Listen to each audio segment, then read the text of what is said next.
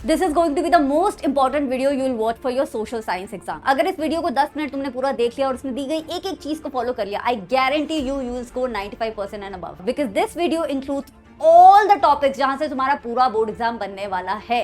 CBSE के पिछले 5 साल के पेपर्स का निचोड़ तुम्हें एक वीडियो में मिलने वाला है। चैप्टर वाइज इंपॉर्टेंट टॉपिक्स तुम्हें इसी वीडियो में मिलने वाले हैं। डे वाइज स्ट्रैटेजी भी मैं अभी देने वाली हूँ, और वो सारे सीक्रेट्स जो लास्ट के प्रिपरेटरी हॉलिडेज में टॉपर्स अपनी स्ट्रैटेजी में यूटिलाइज करते हैं, वो सब आज की वीडियो में डिकोड होने वाला है। वीडियो को लास्ट तक जरूर देखना, और डे वाइज प्लान की जो पीडीएफ मैंने डिस्क्रिप्शन बॉक्स में दे रखी है उसे जरूर उठा लेना। सो लेट्स स्टार्ट विद, तुम्हारे पास कितने दिन है? तुम्हारे पास आज 20 तारीख का दिन है, तुम्हारे पास 21 फरवरी है, 22 फरवरी है, 23 फरवरी है, 24 फरवरी है, तो कुल मिला के तुम्हारे पास 4.5 दिन है। इसके साथ साथ तुम्हारे पास बहुत सारे चैप्टर्स हैं, लेकिन उसमें से कुछ चैप्टर्स होते हैं जो हाई वेटेज होते हैं। बच्चा, ऐसी कोई भी वीडियो अगर तुम्हें इंटरनेट पे दिख रही है ना, जहां पे लोग बोल रहे हैं कि भैया ये वाले चैप्टर में से 7 नंबर का आने वाला है, ये वाले चैप्टर में से 8 नंबर का आने वाला है, झूठी वीडियो है। क्योंकि सीबीएसई कभी चैप्टर वाइज मार्किंग स्कीम नहीं देता है सोशल साइंसेज के लिए, वो सिर्फ और सिर्फ सब्जेक्ट वाइज देता है। तो हिस्ट्री भी 20 नंबर का आएगा, इको भी 20 नंबर का आएगा, और ज्योग्राफी और सिविक्स भी 20-20 नंबर के आएंगे। बस इतना ही हमें पता होता है, लेकिन हमें ये जरूर पता है पूरा पेपर पैटर्न देख के 10 सालों का कि हाँ कौन से चैप्टर में से बार बार सबसे ज्यादा नंबर के क्वेश्चंस आते हैं।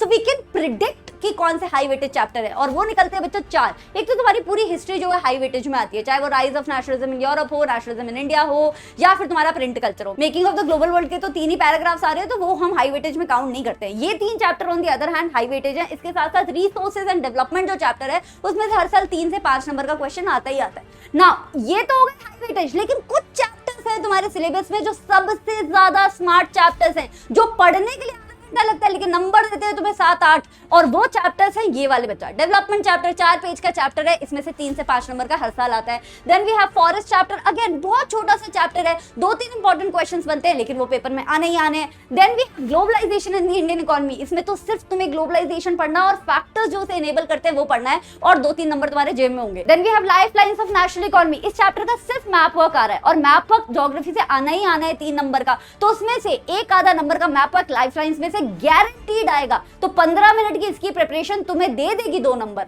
And then we also have making of a global world, जिसके 3 पैराग्राफ तुम्हारे सिलेबस में हैं, and they are enough to give you 3 to 5 marks. So these are the smartest chapters and these are the most lengthiest, लेकिन फिर भी high weightage chapter. तो obviously सबसे पहले हम कौन से चैप्टर निपटाएंगे? ये वाले। तो 20 तारीख को जब तुम साइंस का एग्जाम देके आए हो, आई अंडरस्टैंड थक गए होगे, लेकिन अगर तुम ये 3 चीजें कर लो जो मैं बताने वाली हूं, तो आगे तुम्हें कोई टेंशन नहीं होगी। पहला है तुम्हें ग्लोबलाइजेशन करना है, globalisation and the national economy. इसको पढ़ने में तो 30 मिनट तो मैंने बहुत ज्यादा लिख दिया, 10 मिनट से कम का टाइम लगना है, 2 ही तो टॉपिक्स आ रहे हैं इसके।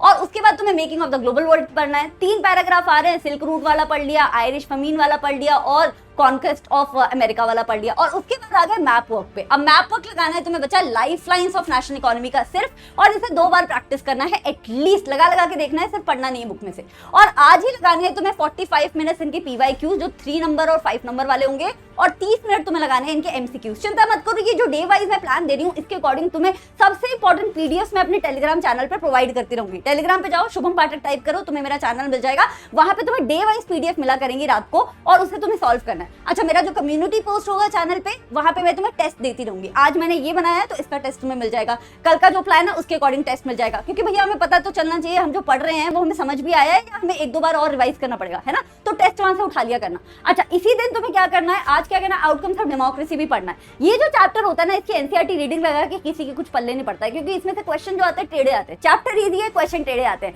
तो आई वुड सजेस्ट कि एनसीईआरटी रीडिंग नहीं भी लगाओगे तो चलेगा, लेकिन इसके क्वेश्चन एक टॉपिक में से लगाने हैं। अच्छा, मैं तुम्हें क्या इंपॉर्टेंट टॉपिक्स नहीं बताने वाली हूँ, ऑब्वियसली बताने वाली हूँ यार। ये देखो, ये रहे तुम्हारे इंपॉर्टेंट टॉपिक्स। ग्लोबलाइजेशन में से 3 ही तरीके के क्वेश्चन आएंगे, या तो ग्लोबलाइजेशन की डेफिनेशन आएगी, या जो फैक्टर्स उन्हें इनेबल करते हैं जैसे कि technology, information technology, transport system, blah blah blah, वो सब आ सकता है, या फिर ट्रेड पॉलिसीज। भैया 1947 से पहले हमने ट्रेड पॉलिसीज को इतना बंद क्यों कर रखा था, और उसके बाद उसे खुला क्यों छोड़ दिया। ये 3 इंपॉर्टेंट टॉपिक्स हो गए। देन हमारा making of the global world है, उसमें सिल्क रूट की इंपॉर्टेंस आती होती है, भैया उसमें चाइना क्या करता था, इंडिया क्या करता था। देन प्रूफ कि अर्ली ग्लोबलाइजेशन, जो पहला पैराग्राफ है ना ग्लोबलाइजेशन का, बच्चे क्या करते हैं उसे छोड़ देते हैं, लेकिन उसमें से भी क्वेश्चन आ जाता है कि भैया ग्लोबलाइजेशन सिल्क रूट से पहले भी था क्या? हाँ जी था। तो उसमें कौड़ी वाला जो एग्जांपल है ना, मालदीव्स वाला कौड़ी वाला, वो तुम्हें पता होना चाहिए।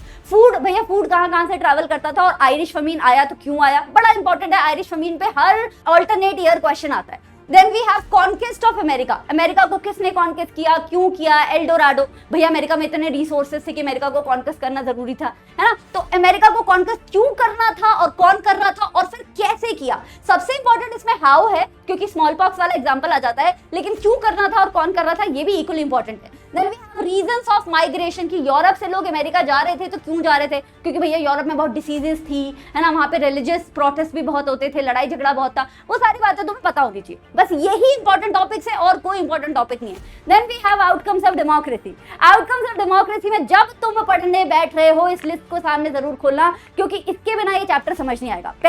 पहले ही पन्ने पे तुम्हें बता देता है एनसीईआरटी कि डेमोक्रेसी बेटर क्यों है। 6 पॉइंट्स दिए हुए हैं कि अवॉइड करती है कॉन्फ्लिक्ट, पॉलिटिकल इक्वालिटी, वो सारे के सारे 6 पॉइंट्स तुम्हारे टिप्स पे होने चाहिए। देन दूसरे पेज पे आओगे तो तुम्हें इन चारों चीजों के रीजंस पता होने चाहिए कि डेमोक्रेसी अकाउंटेबल क्यों है, 3 पॉइंट्स रट लेना, डेमोक्रेसी ट्रांसपेरेंट क्यों है, डेमोक्रेसी रिस्पॉन्सिव कैसे है, डेमोक्रेसी लेजिटिमेट कैसे, इन सबके 3-3, 4-4 पॉइंट्स तुम्हें टिप्स पे होने चाहिए। देन तुम्हें पढ़ना है इकोनॉमिक डेवलपमेंट। अब एनसीईआरटी बताती है कि डिक्टेटरशिप में हमारी इकोनॉमिक डेवलपमेंट ज्यादा अच्छी होती है और डेमोक्रेसी में थोड़ी कम होती है। तो ये वाला क्वेश्चन आता होता है कि डेमोक्रेसी क्यों इकोनॉमिक डेवलपमेंट अच्छे से नहीं करती, या फिर डिक्टेटरशिप डेमोक्रेसी से बेटर क्यों है, ये कर लेना बच्चा। उसके बाद बांग्लादेश का केस पढ़ लेना, इकोनॉमिक इनइक्वालिटी वाले में बहुत इंपॉर्टेंट आता है। देन हाउ डेमोक्रेसी, लास्ट का जो 3-4 पेजेस है ना, उसमें से यही क्वेश्चंस बनते हैं कि डेमोक्रेसी कैसे कॉन्फ्लिक्ट को रिड्यूस करती है, डेमोक्रेसी में कैसे कभी भी रूल ऑफ मेजॉरिटी नहीं होता, मेजॉरिटी और माइनॉरिटी बदलती रहती है, एंड डेमोक्रेसी कैसे सिटीजन्स की डिग्निटी मेंटेन करती है। सिटीजन्स की डिग्निटी वाले में तुम्हारे पास एक रिजर्वेशन का एग्जाम्पल है, एक तुम्हारे पास विमेन का एग्जाम्पल है, तो वो दोनों एग्जाम्पल्स तुम्हें पता होने चाहिए। क्वेश्चन में नहीं भी पूछा होगा एग्जैक्टली, लेकिन अगर डिग्निटी ऑफ सिटीजन वाले पार्ट पे आया होगा तो तुम्हें वो मेंशन करना है, ठीक है। तो ये तो हो गए इंपॉर्टेंट टॉपिक्स तुम्हारे डे 1 के, मतलब कि 20 फरवरी के। अब 21 फरवरी की बात करें तो ऑब्वियसली सारे टीचर्स तुम्हें बोलेंगे कि सबसे पहले हिस्ट्री कर लो, मैं भी वही बोलूंगी, क्योंकि हिस्ट्री सबसे इंपॉर्टेंट होती है, हाई वेटेज होती है और बहुत लेंथी होती है, लास्ट के लिए छोड़ेंगे तो कॉन्फिडेंस ही नहीं बचेगा। तो हम हिस्ट्री को निपटाएंगे आपका 21 फरवरी को। अब making of the global world तो पढ़ना ही नहीं है, वो तो पढ़ लिया। तुम्हारे पास कितने चैप्टर्स है, 3 ही तो है, rise of nationalism in Europe, nationalism in India and print culture, है ना। तो इसको हमें करना है और 21 फरवरी को ही तुम्हें मैप वर्क लगाना है। बच्चा मैप वर्क जरूर लगा लेना 21 फरवरी को, क्योंकि 21 फरवरी को लगाओगे तब जाके 24 फरवरी को एक बार रिवाइज करके आओगे, है ना। तो इसको लगा लेना पूरा map work, minerals and energy resources, manufacturing industry, सब कुछ। अच्छा, इसमें हिस्ट्री का भी मैप वर्क लगाना है। 2 नंबर का तो हिस्ट्री का मैप वर्क आता है यार, सबसे स्कोरिंग है। 4 चीजें मैप पे लगा के देखो, 2 नंबर उसमें से मिल गए। 15 मिनट में 2 नंबर तैयार होते हैं हिस्ट्री के मैप वर्क से, उसको भी जरूर प्रैक्टिस कर लेना। एंड देन इसी दिन करना बच्चा तुम्हें PYQs और MCQs ऑफ हिस्ट्री। अच्छा, PYQs तुम्हें पिछले 10 साल के करने हैं, मैंने अपने चैनल पे प्रोवाइड कर रखी है, ये रही वो वीडियो। और इसके PYQs की PDF निकाल लेना, सेल्फ स्टडी करना, आराम से बैठ के, टाइम वेस्ट करने की जरूरत नहीं है। 3 मार्क के 5 नंबर के क्वेश्चन सारे इसमें कवर्ड है और इसी दिन तुम्हें इसके MCQs लगाने हैं। अभी कहां मिलेंगे बच्चा, मेरे टेलीग्राम चैनल पे मैंने जैसे बोला डे वाइज मैं आपको रिसोर्सेज प्रोवाइड करती रहूंगी, तो आज ही ज्वाइन कर लो। This is my Telegram channel. अब इंपॉर्टेंट टॉपिक्स बताती हूं मैं तुम्हें। देखो, rise of nationalism in Europe, मतलब हिस्ट्री की तो बेसिकली सारा एक लाइन हम बोलते हैं इंपॉर्टेंट होती है, और ये बात सच्ची है, हर जगह से क्वेश्चन आते हैं। लेकिन जब तुम हिस्ट्री पढ़ने बैठ रहे हो, मान लो तुम किसी टीचर की वीडियो देख रहे हो या फिर एनसीईआरटी की रीडिंग लगा रहे हो, जब तुम हिस्ट्री पढ़ने बैठ रहे हो तो जब भी कोई टॉपिक पढ़ रहे हो तो वो टॉपिक पढ़ते टाइम ये लिस्ट तुम्हारे सामने खुली होनी चाहिए, क्योंकि ये तुम्हें बताएगी कि टॉपिक में से क्वेश्चन किस तरीके के आएंगे। टॉपिक तो पढ़ लिया, लेकिन क्वेश्चन किस तरीके के आएंगे। फॉर एग्जांपल, जब तुम rise of nationalism in Europe पढ़ रहे हो तो फ्रेडरिक सोरियो की पिक्चर से रिलेटेड बहुत क्वेश्चन आते हैं, तुम्हारे मिड टर्म हाफ ईयरली में ऑलरेडी आ चुके होंगे। Modern state versus nation state, ये एक ब्लाइंड स्पॉट है इस चैप्टर का, जो बच्चे पढ़ते ही नहीं है कि भैया मॉडर्न स्टेट क्या होता है और नेशन स्टेट क्या होता है। नेशन स्टेट के 3 फीचर्स दे रखे हैं एनसीईआरटी में, फ्रेंच रेवोल्यूशन से जस्ट पहला वाला जो पैराग्राफ है ना, वहां पे तुम्हें मिल जाएगा, तो वो भी पढ़ लेना। Then role of French revolutionaries, France के रेवोल्यूशनरीज ने नेशनलिज्म को कैसे स्प्रेड किया, या फ्रेंच रेवोल्यूशन में उनका क्या रोल था। इन दोनों तरीके के क्वेश्चन आते हैं, वही सारी चीजें लिखनी है। ला पत्री, ले सितोयन, new hymns, French as a common language, वो सारे 7-8 पॉइंट्स तुम्हें पता होने चाहिए। Then first clear expression of nationalism कौन सा था भैया, फ्रेंच रेवोल्यूशन था। क्यों था, उस पे भी पॉइंट्स आ जाएंगे। क्वेश्चन देखो घुमा घुमा के आते हैं, आंसर हमारा सिमिलर ही रहता है। देन वी नेपोलियन, नेपोलियन अच्छा था तो क्यों था, अच्छा इसलिए था भैया उसने सिविल कोड बना दिया था। बुरा क्यों था, तो उसके भी 3 रीजन है, उसने टैक्सेशन ज्यादा बढ़ा दिया था, पॉलिटिकल फ्रीडम नहीं देता था, है ना, सेंसरशिप लगा दी थी, वो 3-4 चीजें तुम्हें पता होनी चाहिए। देन लिबरल कौन थे भैया और लिबरल की क्या डिमांड थी, कुछ उनकी डिमांड जो है पॉलिटिकल थी, कुछ सोशल थी और कुछ इकोनॉमिक थी, तो 2-2, 3-3 सारी डिमांड पढ़ लेना। ज़ोल्वरिन को एक्स्ट्रा थोड़ा सा ध्यान दे देना, कस्टम यूनियन थी, क्या थी, वो सब पता होना चाहिए। देन कंजर्वेटिव, कौन थे कंजर्वेटिव, डेफिनेशन पता होनी चाहिए। कंजर्वेटिव्स ने कैसे हराया नेपोलियन को, हरा के उन्होंने क्या किया भैया, ट्रीटी ऑफ वेना बना दी। ट्रीटी ऑफ वेना में उन्होंने क्या क्या किया, पहले तो ट्रीटी ऑफ वेना के मेन पॉइंट्स हैं जिसमें जर्मन कन्फेडरेशन को उन्होंने छोड़ के बाकी सारी चीजें बदल दी थी, लेकिन उसके बाद कैसे कंजर्वेटिव लोगों ने पूरे यूरोप के अंदर डिसेंट को इलीगल बना दिया था, फ्रीडम ऑफ प्रेस खत्म कर दी थी, फ्रीडम ऑफ स्पीच खत्म कर दी थी, तभी तो आपकी क्या आई थी, सीक्रेट सोसाइटीज आई थी, है ना। तो ये वाला पॉइंट भी तुम्हें पता होना चाहिए कि उन्होंने डिसेंट के साथ क्या किया और सीक्रेट सोसाइटीज क्यों बनी और उसमें मजीनी का क्या रोल था। अच्छा, अब सबसे इंपॉर्टेंट बात, मेटल स्टिच भाई साहब ने ना 2 बार 2 डायलॉग मारे थे। एक तो मजीनी के लिए मारा था कि ये तो वर्स्ट एनिमी है मेरे सोशल ऑर्डर का, और दूसरा उन्होंने फ्रांस के लिए मारा था कि when France नीजेस the rest of the Europe catches cold. दोनों की एक्सप्लेनेशन ऑल्टरनेट ईयर पे बेसिस पे आती है तुम्हारे बोर्ड एग्जाम में, तो ये तुम्हें पता होना चाहिए कि उसने बोला ऐसा तो क्यों बोला। अच्छा, यहाँ पे सब कुछ तो नहीं आ पा रहा था, तो पूरी लिस्ट जो है मैंने तुम्हें डिस्क्रिप्शन बॉक्स में दे दी है, चैप्टर वाइज इंपॉर्टेंट टॉपिक्स, किस तरीके के क्वेश्चन आएंगे, क्या क्या पढ़ना है, कौन सा एग्जाम्पल जरूरी है, कौन सा पेज नंबर जरूरी है, सारा कुछ डिकोड करके दिया हुआ है, ठीक है। फिर मत बोलना कि मैम सिलेबस इतना सारा है, कहां से स्टार्ट करें। फिर ऐसे ही देखो, तुम्हें नेशनलिज्म इन इंडिया का मैंने बताया हुआ है, जैसे वर्ल्ड वॉर नंबर 1 हुई, अब उसका इंपैक्ट हुआ इंडिया पे, कुछ इंपैक्ट इकोनॉमिक था, कुछ सोशल था, कुछ पॉलिटिकल था, तीनों के 3-3 पॉइंट पता होने चाहिए। देन सत्याग्रह क्या होता है, कहां से आया, गांधी जी ने सत्याग्रह का यूज कैसे किया, तो यूज में तुम्हारा क्या आ जाएगा, केक आ जाएगा, चंपारण सत्याग्रह, अहमदाबाद सत्याग्रह, खेड़ा सत्याग्रह, है ना। देन रॉलेट एक्ट बना, तो क्यों बना, क्यों बोलते हैं भैया रॉलेट एक्ट इतना गंदा था, इतना गंदा उसे क्यों बोलते हैं, क्योंकि उसके अंदर जो चीजें ली हुई थी वो बहुत ही गंदी थी, है ना। तो रॉलेट एक्ट के features are the main point why Rowlatt act was so bad. और तभी गांधी जी ने क्या किया था, उसके खिलाफ एक सत्याग्रह स्टार्ट किया था, सिविल डिसोबीडियंस किया था 6 अप्रैल को, है ना। उसके बाद जनरल डायर ने क्या किया भैया, जलियांवाला बाग कांड कर दिया। जलियांवाला बाग कांड के बाद सत्याग्रही के साथ क्या हाल हुआ, ये सब पता होना चाहिए। खिलाफत कमेटी क्या थी, कहां बनी, किसने बनाई, क्यों बनाई, ये सब पता होना चाहिए। How did NCM start, non cooperation movement कैसे बना, पहले हिंदू मुस्लिम भाई भाई करवाया था ना गांधी जी ने Calcutta session of Indian national Congress में, तो वो भी तो पता होना चाहिए। फिर एनसीएम स्टार्ट कैसे हुआ, नागपुर सेशन, और उसके बाद शहरों में कैसा हुआ, गाँव में कैसा हुआ, ट्राइबल पॉपुलेशन के यहाँ पे कैसा हुआ, वो सब कुछ पता होना चाहिए। फेल क्यों हुआ, कहाँ पे कैसे फेल हुआ, उस पे ज्यादा क्वेश्चंस आते हैं। Then end of NCM, NCM का एंड कैसे हुआ था, नॉन कोऑपरेशन का चौरी चौरा इंसिडेंट के बाद। उसके बाद स्वराज पार्टी बन गई थी, क्यों बनी थी वो भी पता होना चाहिए। तो ये अगेन पूरी लिस्ट मैंने जो है डिस्क्रिप्शन बॉक्स में दे रखी है। इसी तरीके से मैंने यहाँ पे प्रिंट कल्चर भी तुम्हें एक्सप्लेन किया हुआ है बच्चा, ठीक है। तो प्रिंट कल्चर भी ऐसे ही पढ़ना है जैसे मैंने यहाँ पे बताया। लिस्ट ले लेना, पढ़ने से पहले देख लेना एक बार और फिर पढ़ना स्टार्ट करना। अब चलते हैं 22 फरवरी को, तुम्हें इस दिन करना है पूरी ज्योग्राफी।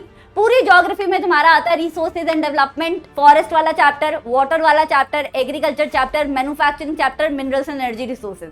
6 चैप्टर तो सिर्फ ज्योग्राफी में है, और उसके साथ साथ मैं तुम्हें कह रही हूँ कि पावर शेयरिंग भी कर लो, है ना, पावर शेयरिंग भी कर लो। तो ये थोड़ा डिफिकल्ट डे है। 22 फरवरी ऐसा दिन है जहां पे मैं तुमसे एक्सपेक्ट करती हूँ कि तुम 8 से 10 घंटे पढ़ाई करोगे, बाकी सारा दिन तुम्हें 4 से 5 घंटे में निपट जाएगा, लेकिन इस दिन तुम्हें 8 से 10 घंटे पढ़ाई करनी पड़ेगी। चैप्टर वाइज लिस्ट मैं अभी दिखाती हूँ, बट इसी दिन तुम्हें इसके PYQs लगाने, MCQs लगाने, पिक्चर बेस्ड क्वेश्चन भी लगाने। 1 घंटा मुझे इस चैनल पे दे देना, मैं तुम्हें सारे NCERT के पिक्चर बेस्ड क्वेश्चन करा दूंगी। 3-4 नंबर वरना इसकी वजह से कट जाते हैं। देन एक टेस्ट पेपर भी मैं दे दूंगी कम्युनिटी पोस्ट में, यूट्यूब के कम्युनिटी पोस्ट में, वहां से वो पेपर उठा लेना। वो टेस्ट किस पे होगा बच्चा, पिछले दिन के सारे मटेरियल पे होगा, हिस्ट्री का पूरा टेस्ट होगा, ताकि तुम्हारी हिस्ट्री वहां पे रिवाइज हो जाए। अच्छा, उसमें जितने कम नंबर आएंगे उसके बेसिस पे तुम मुझे ईमेल ड्रॉप कर सकते हो। अगर उसमें कम नंबर आए, 50% से भी कम नंबर आए, तो तुम मुझे ईमेल ड्रॉप कर देना sociallyshubham@gmail.com पे अपने टेस्ट का स्क्रीनशॉट लेके। मैं तुम्हें पर्सनल गाइडेंस दूंगी वहां पे कि अच्छा ये वाले क्वेश्चन गलत है तो कैसे करना है, आगे कैसे प्रोसीड करना है। अब ये जरूर करना बच्चा, ये टेस्ट जरूर देना और ये जरूर देना, क्योंकि 22 फरवरी को जब तुम अपनी गलतियां देख लोगे तभी जाके 24 फरवरी तक गलतियां सुधार पाओगे, वरना तो कैसे आएंगे ना 95% यार। चलो अब चलते हैं हमारी लिस्ट पे। रिसोर्सेज एंड डेवलपमेंट जब पढ़ना स्टार्ट करोगे, सबसे पहले 2 डेफिनेशन पढ़नी है।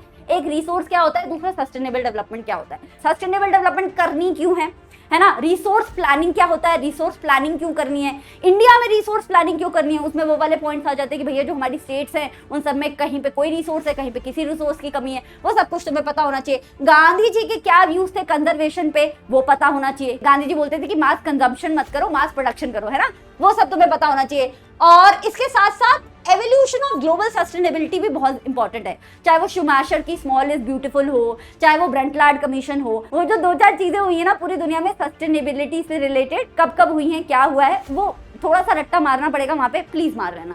Then types of land usage India में कैसे होता है, 30% ये है, 47% ये है, वो सब पता होना चाहिए। ओवरऑल अदरवाइज लैंड यूसेज कैसा होता है, तो इसमें तुम्हें कल्टिवेबल वेस्ट लैंड, है ना, फॉरेस्ट एरिया, ये सब पता होना चाहिए।